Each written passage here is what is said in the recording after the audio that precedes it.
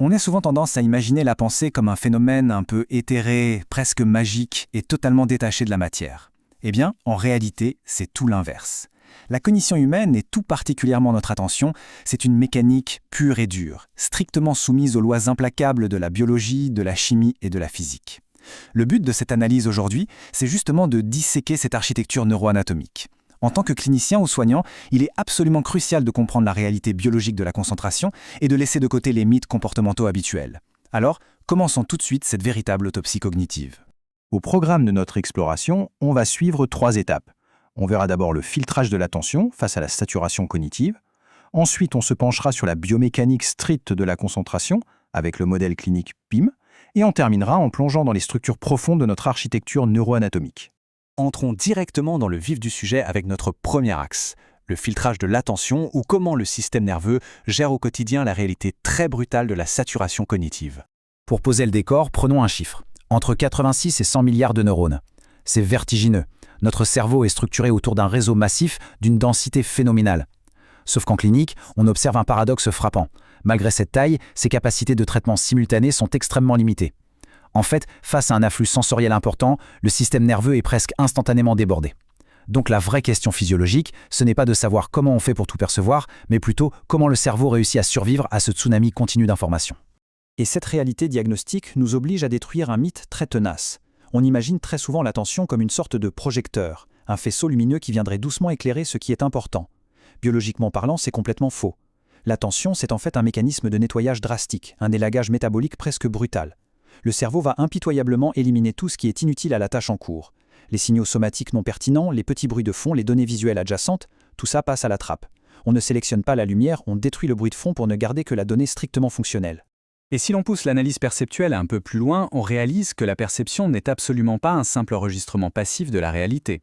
Dans nos aires sensorielles, comme le cortex visuel par exemple, le traitement se fait par couches successives.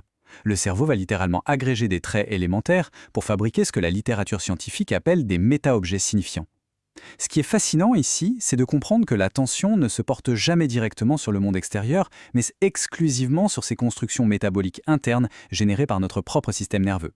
Maintenant que l'on comprend mieux ce filtrage de l'information, passons à notre deuxième étape, la biomécanique même de cet effort cognitif, expliqué par le modèle clinique PIM. Il y a une distinction fondamentale à faire, il faut séparer l'attention générale de la concentration.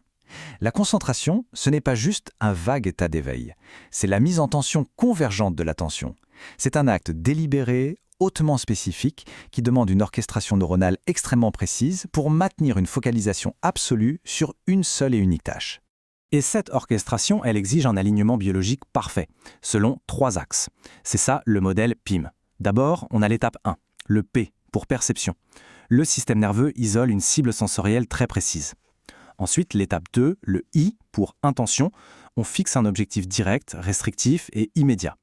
Et enfin, l'étape 3, le M, pour manière d'agir. C'est l'engagement effectif du réseau moteur ou intellectuel nécessaire. Pour qu'on puisse vraiment parler de concentration clinique, ces 3 vecteurs doivent impérativement travailler ensemble. Et c'est ici qu'on arrive au point le plus contre-intuitif et sans doute le plus brillant de toute cette mécanique. Quand ces 3 vecteurs, la perception, l'intention et la manière d'agir, sont parfaitement alignés, le réseau cérébral engagé correspond exactement de façon isométrique aux besoins de la tâche. La conséquence clinique directe, il n'y a aucune déperdition métabolique. Ça vient totalement contredire cette vieille idée reçue qui voudrait que la vraie concentration soit forcément synonyme de tension épuisante ou de fatigue intellectuelle. Bien au contraire, quand on respecte ce modèle PIM, la concentration pure devient un état d'efficience énergétique absolue. Évidemment, un tel niveau d'efficience ne se maintient pas tout seul. Ce qui nous amène à notre dernière section, l'architecture neuroanatomique et les structures profondes de l'attention. Il faut bien voir que l'anatomie fonctionnelle de la concentration n'est pas un bloc monolithique. Elle repose sur l'interaction, parfois complémentaire, mais très souvent antagoniste, de 3 structures hyper spécialisées.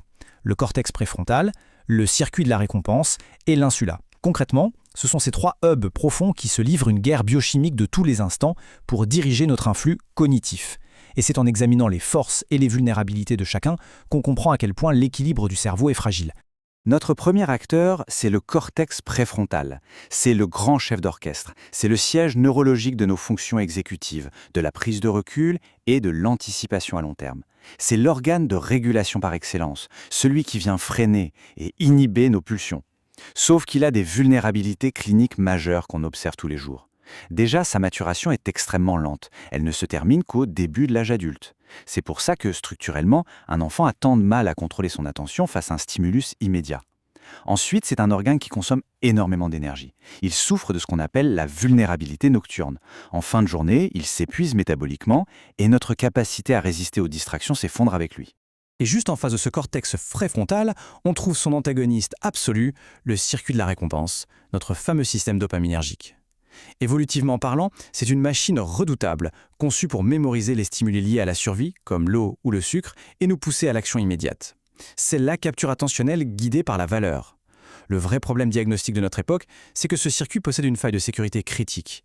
Il n'a absolument aucun mécanisme de satiété face aux récompenses dites non naturelles, comme les drogues ou bien sûr le flux infini des réseaux sociaux.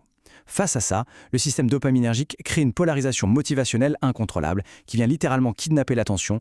Enfin, pour compléter ce tableau, le troisième pilier, c'est l'insula. C'est un hub cérébral très profond, un véritable tableau de bord clinique pour notre interoception. En clair, c'est là qu'on perçoit en temps réel nos sensations corporelles, comme la chaleur ou les marqueurs physiques du stress.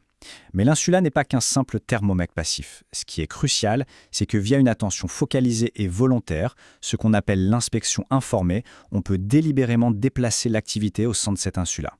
En clinique, ça veut dire qu'il est possible de modifier l'expérience de l'intérieur. Par exemple, transmuter la perception neurochimique du stress, non pas en panique paralysante, mais en une sensation d'énergie brute totalement mobilisable. Pour clore cette synthèse anatomique, il y a une vérité fondamentale qui s'impose. L'étude neuroscientifique nous le prouve de manière clinique et implacable.